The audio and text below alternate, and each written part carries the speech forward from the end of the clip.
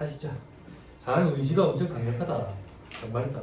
내가 그 얘기 한번 해줬지. 군대 갔을 때 2월 5일에 입대를 했는데 신병교육대에서 노산훈련소에 갔는데 얼마나 감기 환자가 많겠어요. 콜록콜록콜록 진행이 안 돼. 진행이 앞에 검은 모자 쓴 조교가 빨간 모자 위에가 검은 모자거든요.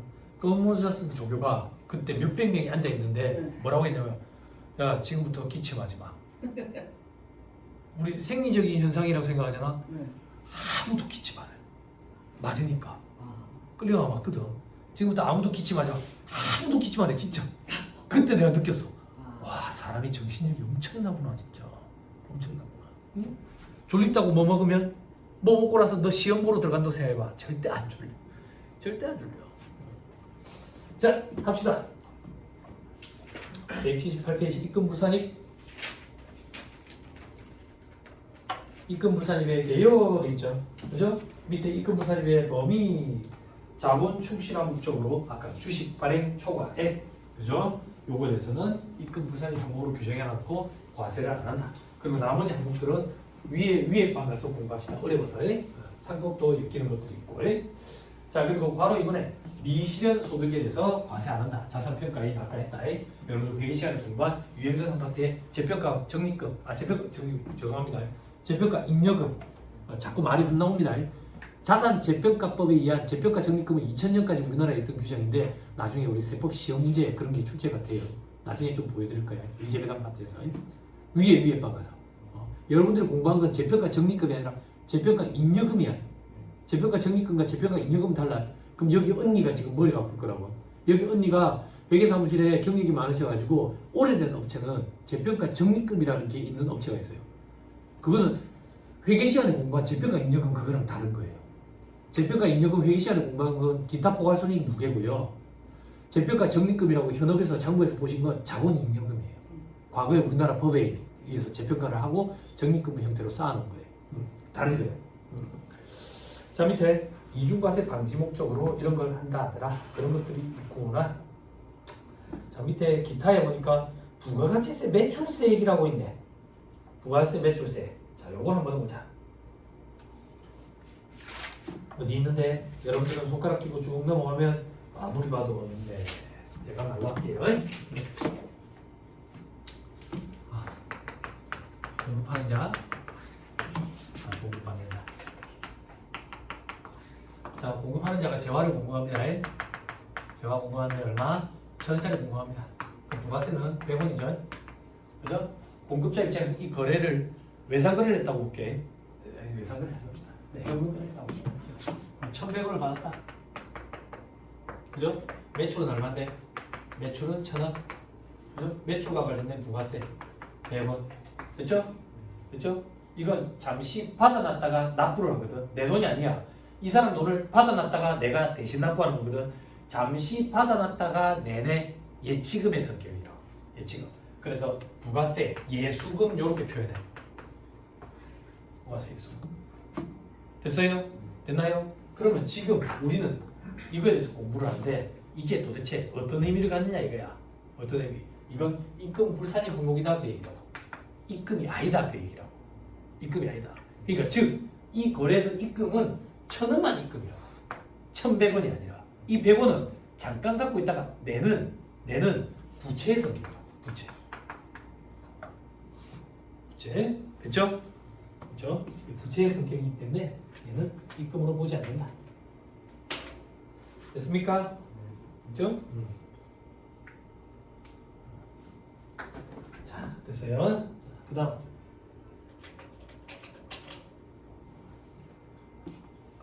반대로 예스 갑시다. 자, 받는 자 입장을 보세요. 받는 자 입장에서는 돈이 1100원이 나갈 거야. 그죠? 그리고 매입이겠지. 자, 그리고 매입과 관련된 부가세. 그죠? 매입세 공제를 받겠지. 그죠? 이거는 나중에 돈을 받을 거다. 돈이 들어올 거다. 그래서 자산으로 잡아. 그래서 부가세 대급금 이런 형태로 자산으로 잡는다고. 자산. 즉 송금이 아니라고. 송금 불산이라고 한다고. 여기서 송금은 매입 1000원만 송금이다 그 얘기야. 됐어요? 자, 요거 확인하고 봅시다. 186페이지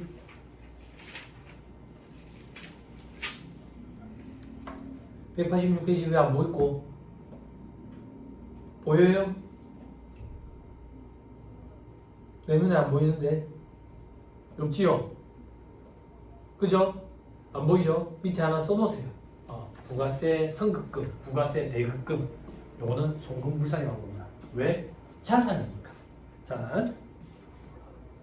위에 위반 올라가면 책에 또 있습니다. 여기서는 지금 빠져있네요.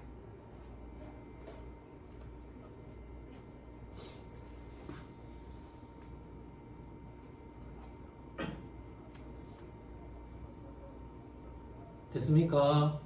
자, 이제 183페이지로 갑시다. 자, 송금 182페이지, 181페이지 있는 이런 건 뭡니까? 어려워요. 수입 배당금 입금 불산인데 요 규정 하나만 가지고 3시간 동안 강의해야 돼요. 어려운 거예요. 자, 다음에 송금과 송금불산. 송금의 개요가 되어 있죠. 송금이란 해당 범인의 순자산을 감소시키는 거래로 인해서 발생하는 손실 또는 비용, 세법 용어다. 손비의 금액을 말한다. 다만 다음 항목은 송금으로 보지 않는다. 자, 눈으로 같이 따라오세요. 자, 우리 제국볶음 언니, 우리 지금 183페이지, 그죠? 1번에 동그라미 2번, 그죠? 저 자신 이름을 불러주지. 이름 안 가르쳐줘서 모르겠어요. 그죠? 네. 자, 동그라미 2번, 송금불산임 항목으로 규정된 거. 아까 저기 아구가 맞아 떨어지죠? 입금불산임 항목으로 규정된 거. 이번엔 송금불산임 항목으로 규정된 거. 그리고 동그라미 1번, 자본 또는 출자의 환급. 아까는 자본 또는 출자의 납입. 이번에는 환급. 됐죠? 아구가 딱 맞아 떨어지죠? 그럼 동그라미 3번만 보면 되겠네요. 동그라미 3번은 뭔데? 잉여금의 처분을 손비로 계산한 금액 돼 있죠. 그죠? 요게 개념이 조금 어려운데 한번 봅시다. 자, 잉여금의 처분을 손비로 계산한 금액이라는 이 얘기예요. 자, 법인세는 입금해서 송금을 차감하니까 세법상 소득이 나오죠. 이 소득이 수년간 쌓이면 잉여금이 된다고. 잉여금을 처분했다네. 잉여금을 처분했다는 얘기는 회계 시간에 여러분들 이익잉여금처럼 잉여금이 차변에 오면 잉여금 처분한 거지. 그치? 처분하고 대변에는 돈으로 나갔다고 볼게요. 배당 줬다고. 배당 줬다고 이렇게 돈이 나갔어. 혹은 회사에 이익잉여금 쌓여 있어가지고 이걸 가지고 성과급 줬다고 볼게. 직원들한테. 그럼 돈이 나갔네. 잉여금 처분을 손비로 계산하는 금액이라는 얘기는 회사가 이 분계를 끊을 때 계정 과목에 여기에 손실 또는 비용으로 잡았다 그 얘기야. 제일 대표적으로 인건비 상해 처분했다 이렇게. 여기까지 됐어요? 7, 8. 잉여금의 처분 손실 또는 비용으로 잡은.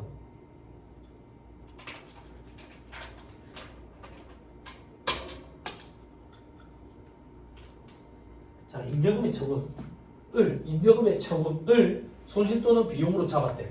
요거는 송금불산입니다. 즉 송금으로 인정이 안 된대. 그럼 왜 인정이 안 되냐 이거야. 예를 들게 이걸 만약에 송금으로 인정을 해주면 어떻게 되는데, 이걸 만약에 송금으로 인정을 해줘버리면 여기에 들어가게 된다고. 그러면 소득이 달라지지, 잉여금도 달라지지. 돌고 도는 순환 논리가 생긴다. 순환 논리가. 예를 들어서 이 잉여금 전체를 다 준다고 볼게. 이걸 송금으로 인정해주면 잉여금이 다시 또 달라지잖아. 돌고 도는 순환 논리가 생겨. 그래서 잉여금의 처분을 손비로 계산한 거는 송금으로 인정이 안 돼. 됐어요? 네. 됐어요? 이게 현업에 계시는 언니분 입장에서는 잉여금 처분에 의한 상해라고 표현하는 거예요. 회사의 임원들이 퇴직금을 몰빵해서 받아가면 잉여금 처분에 의한 상해로 부인되는 거예요. 이게 되게 어려운 개념이에요. 우리 시험에서는 그렇게까지는 안 나와요. 현업에서는 굉장히 이게 어려운 개념이에요. 됐죠? 자, 그 다음 넘어갑니다. 송금의 범위 돼 있죠. 자, 2-1에 2.1에 판매한 상품 제품에 대한 원료의 매입가액과 부대비용 됐죠? 뭐가 됐는데 매출액이 제일 대표적인 입금이라며. 그러면 매입액은 제일 대표적인 송금이겠지. 매출원가 얘기하는 거야. 이게 팔려나가면 매출원가가 될 거 아니야. 그거 얘기하는 거야. 자, 그 다음 2.2에 양도한 자산의 양도 당시 장부가액. 아까 양도가액은 입금, 장부가액은 송금. 됐죠? 자, 그 다음 2.3에 그 밖에 법령에 정하는 송금을 되어 있죠. 그죠? 기부 성격이나 송금 인정하는 항목. 안 읽을 건데 여기 있는 내용을 읽어보면 왠지 기부금 같거든. 근데 기부금으로 보지 않고 전액 다 송금으로 인정해 주겠대. 기부금으로 보지 않는다는 얘기는 뭐야? 기부금으로 보면 한도 내에서만 송금으로 인정해 주거든. 한도를 정해놓고 있거든. 근데 이거는 기부금 성격이 들지만 기부금으로 보지 않고 전액 다 경비처리 송금 인정해 준다. 그 얘기. 하나만 읽어보면 동그라미 읽어내. 식품 등 기부 활성화에 관한 법률에 따른 식품, 생활용품, 이하 식품 등이라고 표현하지. 이런 것에 제조, 도매, 소매업을 영위하는 내용법이니 해당 사업에서 발생한 잉여 식품 등을 법에 따른 제공자 또는 제공자가 지정하는 자에게 무상으로 기증하는 경우 그 기증한 잉여 식품 등의 장부가액. 자, 이건 어떤 거냐면 우리 회사가 식품을 생산하는 제조업체로. 그런데 안 팔려가지고 창고에 짱 박혀있는 재고가 많아. 재고가 많은데 요번에 포항에 지진이 난 거야. 포항에 지진이 나가지고 거기 특별재난지역으로 선포되고 그래서 너무 안타까워. 좀 도와주고 싶은데 돈은 없고 짱 박혀있는 재고를 풀어가지고 좀 도와주고 싶어. 그러면 이제 기부금이거든. 기부금. 근데 기부금이 아니라 이런 잉여식품 등을 제공하는 단체에 무상으로 주면 기부금으로 보지 않고 전액 다 경비처리된대. 기부금으로 보면 그 중에서 한도만큼만 경비처리가 돼. 그래서 훨씬 더 크게 경비처리를 해주는 거야. 그리고 창고가액이라고 돼 있지. 이게 엄청나게 큰 혜택이거든. 왜?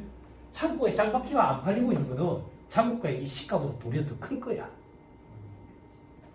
근데 창고가액을 경비 처리해주니까 회사 입장에서 이 규정에 의하면 창고에 짱박혀 있는 재고를 처리하는 방법 중 가장 수준 높은 방법의 처리 방법이라고. 이게 가장 수준 낮은 처리 방법이 종약 같은 걸 뿌려가지고 썩어 자빠지면 사진 찍고 이거를 폐기 처분해버리면서 경비 처리하는 거. 그게 가장 수준 낮은 방법. 그보다 수준 높은 방법이 기부금 처리하는 거. 기부해가지고 그보다 더 수준 높은 방법이 이런 방법. 됐어요? 그죠? 나이키 얘기해줬죠? 안 해줬어요? 어디서 무슨 얘기하고 다니는지 모르겠네. 그죠? 나이키 나이키 알지? 너 나이키 혹시 신고 있냐? 나이키가 몰라겠대. 나이키가 젊은 사람인데 안 신는데 라고 기사가 났어 뉴스에. 근데 내가 그날 나이키에서 신발을 사 신었어. 그날 저녁에 그 기사가 뜨는 거야. 너무 속상하더라. 나 예전에는 나이키가 뭐 집에 좀 있는 애들이 신었거든. 이거 있잖아.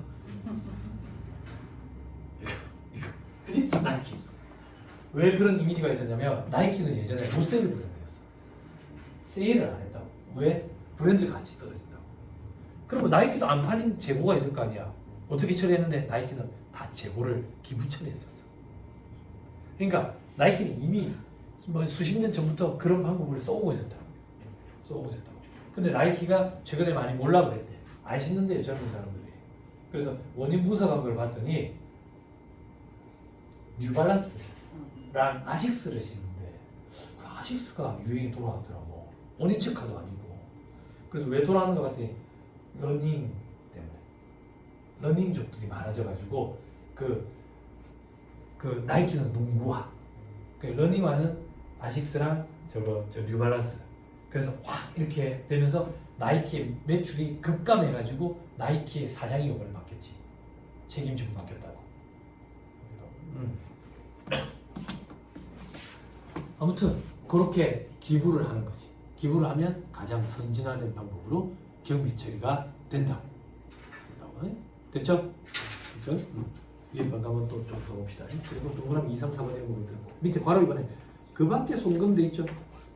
그죠? 뭐 어떤 것들이 있는데 동그라미 한 4번 볼까? 법인의 임직원의 행위 등으로 인해서 타인에게 손해를 끼침으로써 손해배상금을 지출한 경우에는 그 업무와 관련된 것이고 임직원의 고의 중과실로 인한 것이 아니면 그 손해배상금을 송금에 살인받네. 임직원들이 일하다 보면 똥탕을 낼 수도 있잖아. 그래서 똥탕 내가지고 손해배상 해줘야 되는데 그걸 회사 돈으로 손해배상을 해줬다 그 얘기야. 그럼 요거를 경비처리를 해줄 거냐 이거야. 해주겠다. 경비처리를 송금으로 인정해주겠다. 다만 요건이 있다. 뭐 고의나 중과실이 아니어야 된다고. 즉 임직원이 회사 뭐가 내봐라 이래가지고 일부러 한 게 아니어야 된다 그 얘기야. 우리 시험에 경과실로 등장한 적이 있다고. 경과실은 고의나 중과실에 해당하지 않으니까 송금으로 인정이 돼. 그죠? 자, 그 다음 동그라미 5번. 동그라미 5번 이건 또 시험에 등장하긴 했는데 장식이나 환경, 미화 등의 목적으로 사무실, 복도 등 여러 사람이 볼 수 있는 공간에 항상 전시하는 미술품 취득가액을 취득에 속하는 사업년도 소비로 계산한 경우에 그 취득가액 다만 1,000만 원 이하인 것에 한정한다 돼 있죠. 그죠? 회사에 복도 이런 데 그림이 걸려 있는 거야. 뭐 누가 아까 뭐 기안84 그림을 사왔대. 1,000만 원 조금 더 주고 기안84 그림은 비싸대. 갖고 싶은데 그림을 크게 그린대. 왜 비싸대? 1,000만 원짜리 사가지고 걸었다 이거야. 그러면 원래 원칙적으로는 자산으로 잡아야 되는데 자산을 안 잡고 당장 비용 처리하면 전액 다 송금으로 인정해 주겠대. 그러니까 송금으로 인정되는 시기가 확 당겨지니까 회사 입장에서는 이득이지. 세부담 측면에서 봤을 때. 그죠? 그런 혜택을 주는 거야. 다만 이 그림이 사장방에 있대. 그러면 안 돼. 복도 등 환경 미화의 목적으로 누구나 상시 볼 수 있는 그런 위치에 있어야 돼. 그런 위치에. 됐죠? 미술품 기업에서 그림을 샀는데 저거집에 갖다 놨다는 안 돼. 안 돼. 자, 동그라미 6번은 보지 말고 넘어가면 다음이 송금불사이다. 동그라미 1번 임대후 처분을 소비로 계산한 겁니다. 됐죠? 자, 동그라미 2번 주식 할인 발행 자금. 됐어요? 됐죠? 그리고 그 밑에 칸에 세금과 공과금 중 일정한 것들이 돼 있죠. 그죠? 요거 조금만 살펴보자. 세법에서 정한 세금, 의무 불이행으로 납부할 건 납부할세, 가산세 포함되어 있죠. 그죠? 가산세. 그리고 동그라미 4번 벌금, 과료, 과태료, 가산금, 강제징수비 이런 거 있죠. 그죠? 벌금, 과료, 과태료는 행정벌이라고 표현하지 세금이라고 표현 안 해요. 가산세는 세금이에요. 됐죠? 됐죠? 자, 봐봐. 동그라미 3번과 4번은 뭔가 잘못했기 때문에 제재를 가하기 위한 목적이잖아. 그지? 근데 이걸 만약에 경비처리, 즉 세법에서 말하는 송금으로 인정을 해주면 이걸 만약에 송금으로 인정을 해주면 세부담이 그만큼 줄어들겠지. 그렇잖아? 그러면 행정벌, 제재 효과가 반감된다라고 보는 거야. 그래서 이런 것들은 송금으로 인정하지 않겠다. 됐죠? 됐어요? 강제징수비 듣고 올리세요. 강제징수비는 여기 언니가 계시니까 과거의 체납처분비를 얘기하는 거예요. 체납처분비가 용어가 강제징수비로 언어수 나온다고. 그래서 과거의 체납처분 절차도 강제징수 절차 이렇게 용어가 바뀌었고 그 절차에서 발생하는 내용을 체납처분비, 지금 강제징수비 이렇게 얘기한다. 자, 이건 무슨 말인데 세금을 안 내고 있는 거야. 세금을 안 내고 있어. 그러면 가산세가 붙어가. 가산세가 붙어가다가 어느 순간 국세청에서 세금 얼마 내세요 언제까지라고 고지서를 보내. 그럼 고지서에 나와 있는 납부 기한이 있을 거 아니야? 그때까지도 안 되지? 그럼 그때부터 붙는 게 가산금이라는 규정이 있어. 국세징수법에. 국세징수법 1차 시험에 들어가야 나중에 공부하시게 될 거야. 그러면 국세를 징수하는 절차 규정들. 그게 국세징수법이라고. 그러면 그때까지도 안 내면 독촉을 해. 독촉을 해. 그래도 안 내면 내 재산을 압류를 해. 그래 압류해가지고 그 재산을 경매에다가 갖다 넘겨가지고 팔아치워가지고 번 돈, 받은 돈 요걸로 세금에 충당한다고. 이런 절차를 체납처분 절차, 강제징수 절차 이렇게 표현하고 이런 절차를 밟을 때 돈이 들어갈 거 아니에요. 이런 돈을 체납처분비, 지금은 강제징수비 이렇게 표현해. 됐죠? 이것도 제재를 위한 목적으로 송금을 인정하지 않겠다 그 얘기해. 됐어요? 됐죠? 오케이 됐어요. 자, 그 다음 밑에 또 6번에 보면 벌금 성격 이런 것도 있고 그 밑에 미실현 손실, 미실현 이익에 대해서 입금으로 보지 않으니까 미실현 손실도 송금으로 보지 않는다 그 얘기예요. 됐죠? 자, 그 다음 각종 한도 초과액, 감가상각비 한도라는 걸 정해놓고 한도 내에서만 송금 인정돼.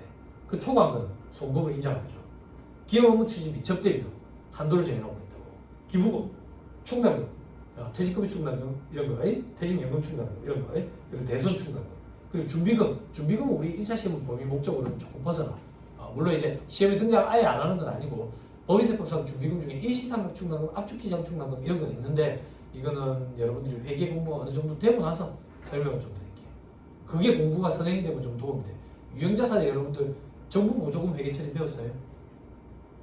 자산 관련 보조금, 수익 관련 보조금, 자산 차감법 이런 거 그걸 배우고 나면 조금 이해하는 데 도움이 될 거예요. 위에 관해서 한다. 자, 그리고 과다경비 등 돼 있죠. 또 그럼 이거 볼까? 임직원이 아닌 지배주주한테 여비 교육훈련비를 대줄게. 그러니까 우리 회사 임원도 아니고 직원도 아니야. 그냥 주주래, 주주. 주주가 어디 가는데 여비를 대줬대, 교통비를. 왜 대줬냐 이거야. 이건 안 된다. 송금불산이 된다, 그 얘기야. 됐죠? 자, 그 다음 업무 무관 비용, 업무와 관련 없는 비용, 송금불산이 된다고. 이게 어떤 건데? 음식점, 호텔 식당에서 밥을 먹었네? 밥을 누가 먹었는데? 대표이사가 누구랑 먹었는데? 거래처 사장이랑 먹었네? 접대비래. 기업 업무 추진비로 경비 처리가 된다고. 근데 가만 보니까 누구랑 먹었는지 보니까 저 가족끼리 먹었네? 업무와 관련 없는 지출이라고. 이런 거는 송금으로 인정 안 된다고. 또 어떤 거? 회사에서 1,000만 원짜리 쇼파를 샀네? 근데 없어, 쇼파가. 어디 있는지 보니까 저 집에 있네. 이런 게 업무와 관련 없는 비용이라고. 됐죠? 됐죠? 그거 설명드렸던 거 기억나요? 제 거래처? 이거 키보드, 그거 업무와 관련 없는 비용이라고. 경비 처리 안 된다고. 송금 인정 안 된다고. 됐어요? 됐어요? 이것 때문에 절대 AI가 우리를 대체할 수 없어요. 업무와 관련 경비인지 아닌지 여부는 AI가 판단해 주기가 힘들어요. 우리가 판단하는 거예요. 국세청에서 판단을 해가지고 불공이라고 돼 있던데요. 불공 잘못된 거죠. 공제를 받아야 되거든요. 그런 것들을 우리가 해줘야 돼요. 그러니까 이게 애매한 거야. 이케아에서 지출이 있었어. 그 지출이 저거 집에 갖다 쓰는 거래. 그러면 경비 처리하면 안 되지. 회사에 갖다 놓고 쓰는 거래. 그러면 경비 처리해야지. 그지? 근데 지금 국세청 정산은 그냥 이케아 지출이다. 그러면 다 불공으로 처리돼 있거든. 패턴을 보고. 예, 그런 걸 우리가 바로 잡아주는 거지. 그게 나중에 이제 권리를 이제 우리가 찾아주는 거지. 그죠? 어디다 대고 뭐 무차별적으로 광고를 해가지고 잘못하신 세금을 돌려받아 드립니다. 엄청 광고가 불쾌하다고. 그런 광고. 그러면 여태까지 씹고 들어간 거 다 엉터리라는 얘기야? 안 그래? 안타깝죠. 어쩌겠어요.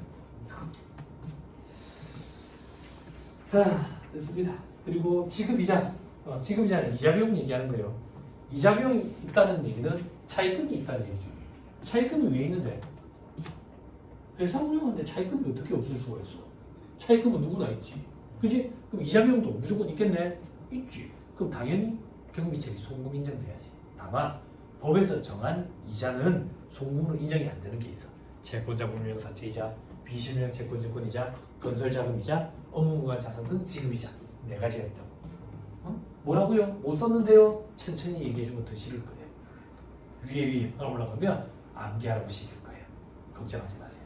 그때까지 밀어놨다가 하면 돼. 지금 암기하고 싶어? 내일 되면 까먹어. 좀 기다려도 돼. 자, 밑에 승용차 관련 비용 특례도 있죠. 이거는 업무용 승용차 기준. 업무용 승용차 기준. 지금 8천만 원 넘는 건 이제 깨우리 저거 연두색 그거를 달아야 되잖아요. 연두색 이질감 없이 잘 어울리는 차도 있댔지. 람보르기니 연두색 이런 거는 잘 어울리더라고요. 일체감이 들어와요. 일체감. 네. 이 업무용 승용차 규정에 대해서도 제가 한 2시간 반 정도 강의를 해야 돼요. 자, 다음 페이지 인건비. 자, 요거는 이렇게 보셔야 돼요. 세법 조문은 이렇게 안 돼 있어. 법 조문은 여기저기 산재에 있는데 이 책의 저자가 여러분들이 이해를 돕기 위해서 인건비와 관련된 규정들만 싹 갖다 모아놨어. 여기에. 네. 정리를 해놔놓은 거지. 그 정리를 해서 어떻게 나눠놨는데 2번에 보수, 3번에 상여금, 4번에 퇴직금, 5번에 복리후생비 이런 카테고리로 지금 구분해서 정리를 해놨다. 감사하죠? 그죠? 옛날에는 이런 걸 우리가 정리하는 걸 공부한다라고 표현했었지. 그지? 요즘에는 공부도 이 책의 저자가 다 해주네. 그지? 그럼 우리는 생각이라는 것이 단순 암기만 하면 되지. 그죠? 그래요. 무시하는 게 아니라. 그죠?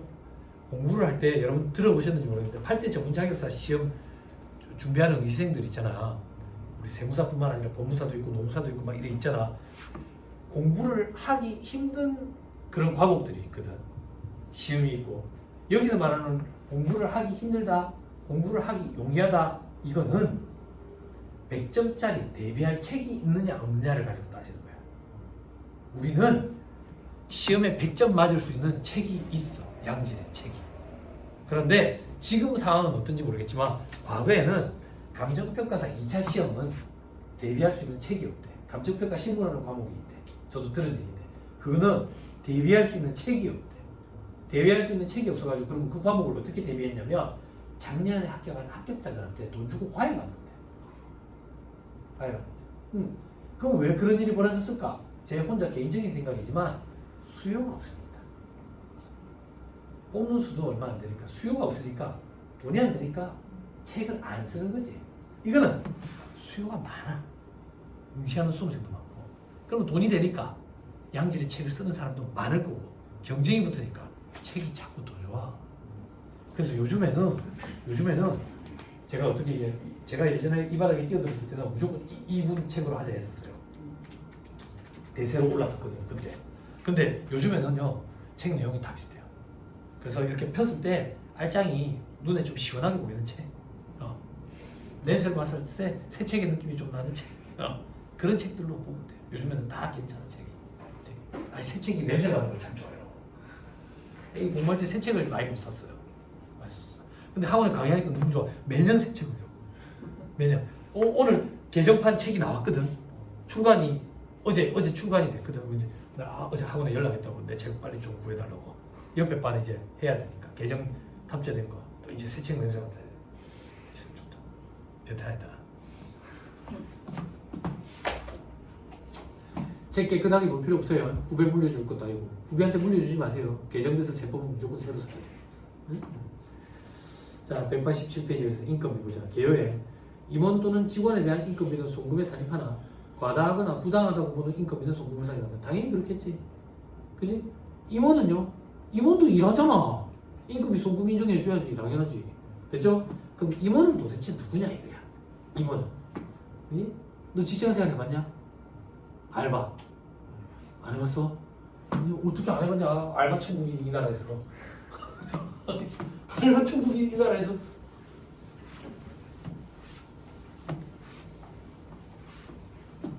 알바 많이 해봐. 알았지? 제가 대학 다닐 때 아버지가 그랬어요. 약속을 좀 하자. 뭘 하고 다니도 상관없다. 딱 두 가지만 약속해주라. 아버지가. 부산대를 가니까 첫 번째 약속, 대모 절대 하지 마라. 대모 절대 하지 마라. 두 번째 약속, 언제 들어와도 되니까 잠은 꼭 집에서 자. 그래서 새벽 5시에 집에 들어갔어요. 그래서 잠깐 자야 돼. 아버지랑 약속이니까. 그래서 머리는 시중에 존재하지 않는 색깔까지도 다 해봤어. 구정명절을 하루 두고 하얗게 머리를 다 뺐다가 한번 쫓겨날 뻔또 한 적이 있어. 근데 군대 가기 직전이라서 또 이해해 주시더라고. 아니, 왜 이 얘기하냐면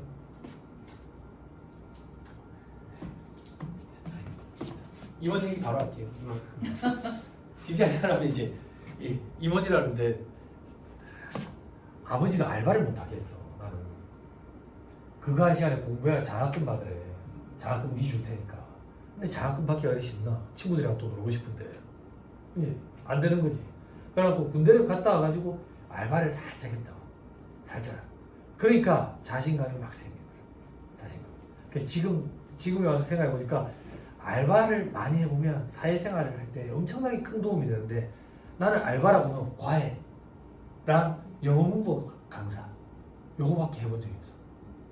뒤늦게 이제 노가다 판에서 한 2달 해보지. 노가다 철거 현장에서 호프집에 알바도 해보고 게임방도 해보고 다양하게 해봐. 한 2달씩 이렇게 2달만 한다면 안 뽑아주는데요. 그러니까 말은 6개월 이상 한다 해야지. 그래갖고 갑자기 아프다고 해 마음이. 그래서 이제 그만두면 돼. 다양하게 봐. 그게 학교 4년 동안에 배운 지식보다 훨씬 더 도움이 되는 것 같아. 내가 그게 너무 후회돼. 그때 내가 알바 경험이 많았었으면 내 첫 직장을 그렇게 실패하지 않았을 것 같아. 물론 이제 내가 모자라서는데 그랬을 것 같아. 알바 많이 해봐라. 그렇지? 할 거 많다. 천국이. 누나한테 물어봐. 너 나 때는 그런 거 있었어. 누나들한테 알바 어디 하고 싶어 그러면 다들 맥도날드를 했다고. 맥도날드. 왜? 맥도날드는 예쁜 사람만 알바할 수 있었어. 맥도날드는. 그래서 맥도날드에서 캐스팅이 이루어지고 그랬다고. 캐스팅. 그 제일 대표적인 사람이 남상미 아니야. 남상미. 이제는 아줌마가 돼버렸지. 그래서 예전에 친구들 만나면 막 그런 얘기 했었다고. 어디서 알바하는다고. 맥도날드로. 니 안 예쁘잖아. 이런 얘기도 하고 그랬었어. 그런 얘기. 요즘에는 학생들이 맥도날드에서 알바하는 걸 좋아해. 맥도날드. 왜? 최저 시급을 맞춰주거든. 예전에는 맥도날드가 시급이 되게 짰어. 다른 데가 더 많이 줬다고. 근데 지금은 최저 시급을 안 맞춰주는 데가 너무 많다 보니까 맥도날드를 도리어 선호해. 스타벅스는요? 스타벅스는 학생 너가 들어갈 자리 없어. 애기 엄마들이 엄청 많이 줄을 서 있어요. 애기 엄마들이. 스타벅스 그 근무 환경이 좋아가지고 애기 엄마들이 줄을 서 있어요. 자, 그래서 자연스럽게 임원으로 가져가자. 임원. 회사 생활을 제일 처음 시작하면 사원이다, 사원. 그래서 사람들이 사원 나부랭이 이렇게 얘기할 거예요. 나부랭이 아닙니다. 그 다음에 대리. 군대 갔다 왔다 했지. 이등병. 서울대를 나와도 이등병은 아무것도 할 줄 몰라. 이등병. 요거 일병. 일만 주구장창 죽어라 하는 거지. 그리고 과장. 과장은 상병. 너 상병 때 뭐 했어? 뭐라고? 상병 때 그래 분대장 하면 뭐해? 분대장 하면 이등병 갈구잖아. 그 회사의 과장은 사원을 갈구는 직급. 사원을 갈구는 직급. 자명가 있다. 여기 정부에 계시는 과장님들 미안합니다. 내가 직장생활 할 때 과장은 할 일이 없더라고. 맨날 신입사원들 군기나 잡고 이러더라고. 그 위에 차장.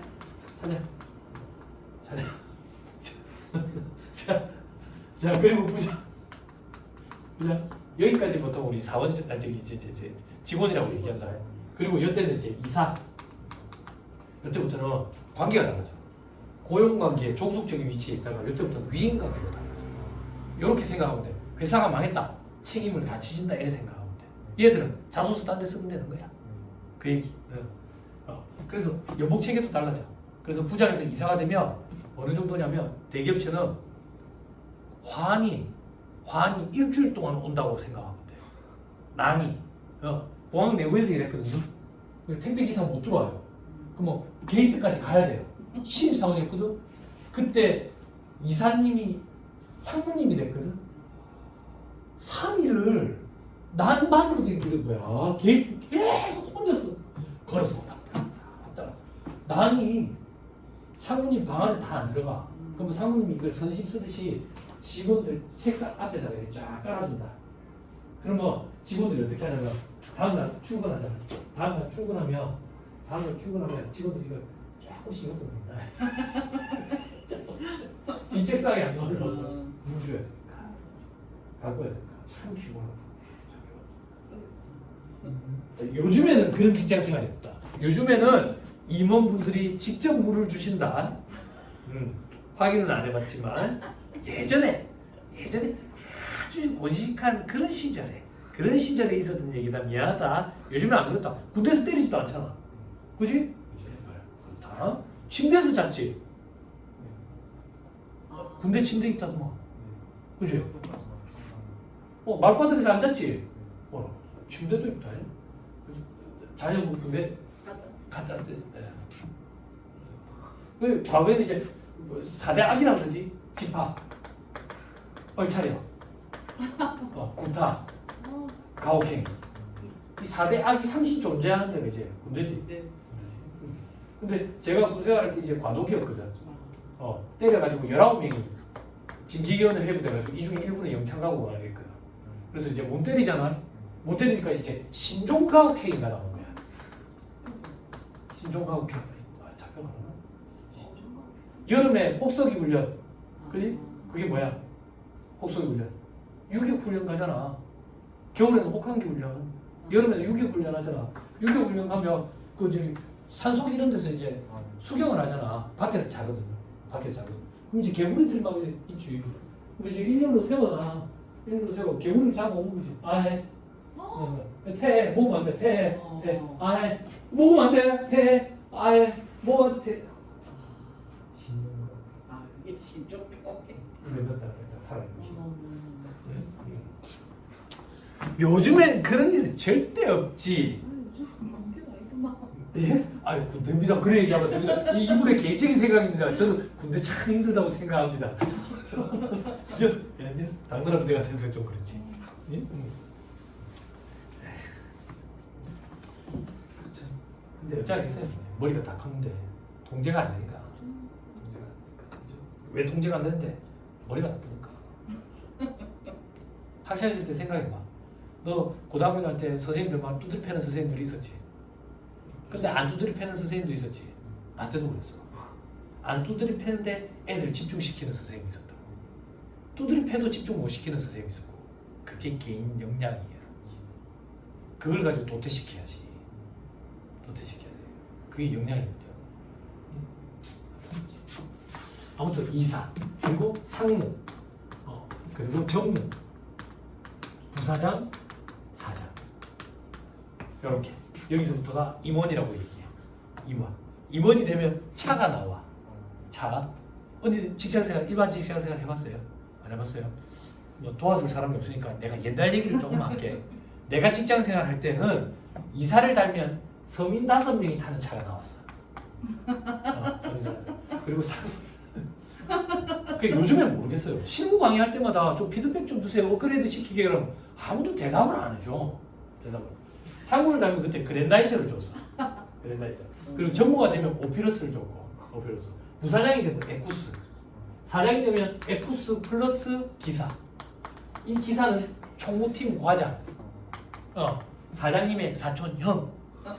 말 조심해야 돼. 이 사건이 엄청나. 그래서 이런 것 때문에 임원 한번 달아볼 만하다 이런 얘기가 있지. 회사 경비 처리되게 이렇게 쓰니까. 근데 이게 너무 심하다 이거야. 회사 경비 처리하면서 너무 개인적인 용도로 쓰니까 그래서 경비를 샅샅이 회사 업무를 위해서 쓴 건지 한번 들여다보겠다. 라는 취지에서 나온 규정이 업무용 수용차 규정이라고. 요즘에는 뭐 주는지 모르겠어. 그때 제가 아직도 기억이 나는 게 그때 2007년에 리먼 브러더스 사건 터지면서 미국발 세계 금융위기가 오면서 항공회사들이 굉장히 힘들어졌다고. 굉장히 힘들어져가지고 구조조정을 했었고 조기진급 대상이었는데 조기진급 제도 없어지고 이랬었다고. 그랬는데 그때 요 분이 요걸로 진급을 했어. 진급을 하면서 요게 나온 거야. 요게 나왔는데 와서 하는 얘기가 세차를 받으면서 야 근데 너무 깡통이다. 다른 사람은 구조조정이랑 집에 가고 있는데 그런 걸 보는데 좀 안타깝다. 근데 어떻게 이 사람이 지금 여기 있다. 예, 그것도 참 희한하지. 그래?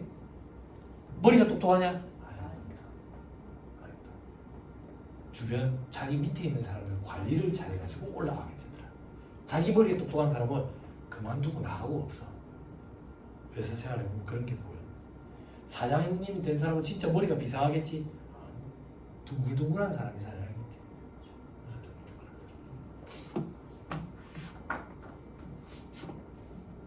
이 임원을 다는 확률이 0.9%란다.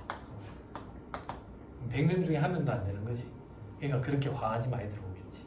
그지?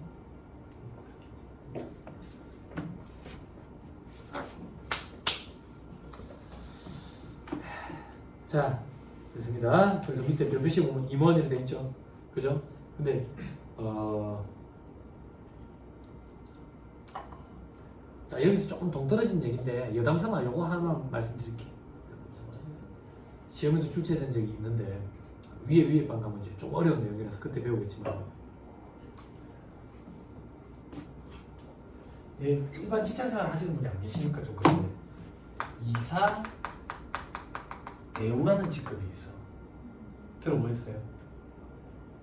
이사 대우라는 직급이 있다고. 이 사람은 부장이냐 이사냐 이거야. 이사면 임원이야. 부장이면 직원이고. 이게 왜 뭐냐면 너 군생활 할 때 중위에서 대위로 진급하기 전에 말호봉일 때 대위진 이렇게 얘기하잖아. 그게 이거랑 마찬가지야. 이거랑 마찬가지. 언니들은 무슨 말인지 모르겠죠? 그죠? 언니들을 위한 예를 들면 이게 말과장 제도에서 나온 거예요. 말과장이 어떻게 보였어요? 말가면을 쓴 과장을 얘기하는 게 아니에요. 말만 과장이다 그 얘기예요. 실제는 대리예요. 대리. 이게 어떤 건데? 우리 4명이 입사 동기예요. 다 같이 대리를 달았어요. 과장은 이 중에 한 명만 과장을 다는 거예요. 과장을 다는 거예요. 근데 가만 보니까 얘가 예쁨을 많이 받아요. 업무 능력이 훨씬 특출나요. 그러면 우리가 생각할 때 그냥 쟤가 과장이 될 것 같아. 우리는 체념을 한 거예요. 욕심도 없어요. 그래서 일도 건성건성해요. 근데 그만두지는 않아요. 왜? 연차가 쌓여가니까. 호봉은 자꾸 올라가거든요. 근데 회사에서는 우리 셋이 눈에 가신 거예요. 일도 건성을 하고 떨어내버리고 싶은데 노조 때문에 떨어내지도 못해요. 그래서 나온 제도가 말과장 제도예요. 말과장 제도는 뭔데?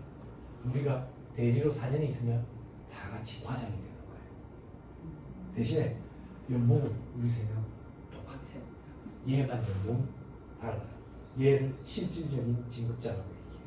그건 인사팀과 얘만 알아요. 진급을 못한 우리는 우리가 진급을 못했다는 걸 알죠. 그죠?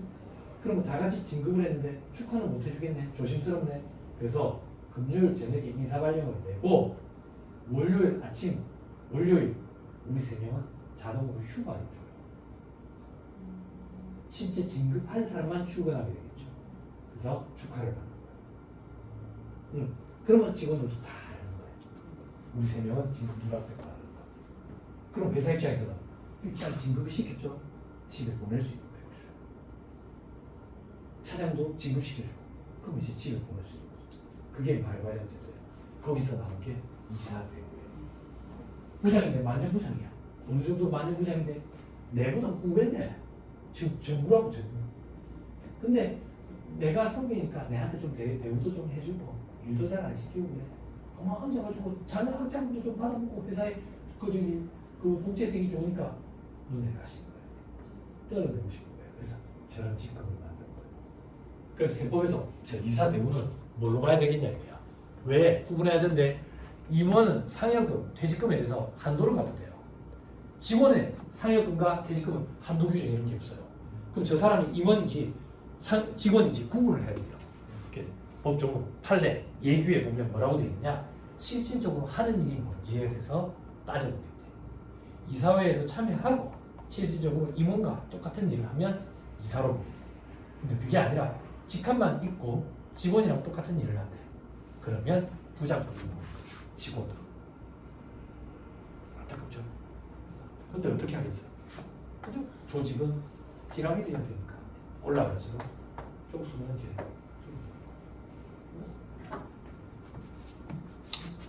직장생활 해본 적 없지? 이런 게 직장생활하고 참 무섭다. 살 떨리게. 동기부여. 여기서 동기부여. 이거 합격하잖아? 이런 거 남 얘기야. 남말 비즈니스야. 신경 쓸 필요 없어. 알았지? 네? 지금 며칠이지? 지금 며칠이죠?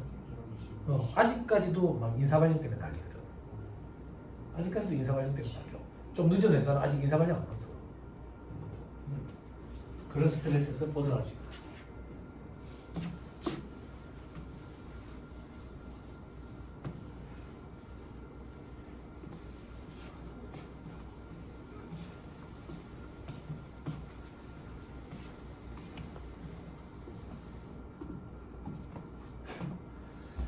자, 밑에 보수 보세요. 보수. 여기 잠깐 쉬었다 할까요? 여기서부터는 잠깐 끊었다가 여기서부터 보시죠.